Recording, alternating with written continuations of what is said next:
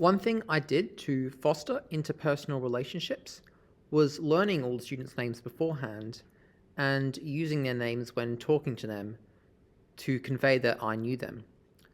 Learning students' names is widely recommended, and Cooper et al. Found a number of positive effects from using students' names, such as that they feel more invested or are more comfortable getting help.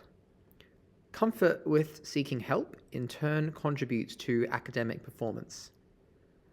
Learning people's names was also something that I tried to do on my observation prac early this term, to the point that when I gave my first lesson, I already knew a lot of the names of the students in that class.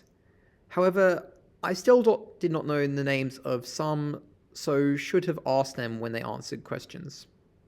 When I returned to prac, and when teaching subsequently to that, I will resolve to continue the practice of learning students' names as best I can. I did not do much to integrate peer learning into my micro-teaching, other than the extent to which students learn from seeing their peers answer questions. It is difficult to include more than this in a 6-minute introduction to a lesson.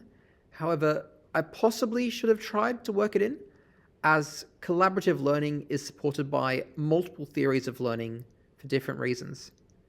Piaget's theory supports it, as students' interactions can bring them to disequilibrium, through which learning occurs, while in Vygotsky's theory, a more capable child can take the place of an adult in expanding a student's abilities in the zone of proximal development.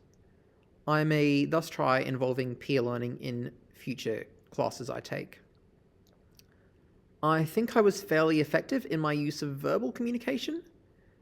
I think I used written communication to an appropriate degree, not crowding the whiteboard with text, but using it when important to emphasize something for students to remember, such as the value of particular fractions or new terminology.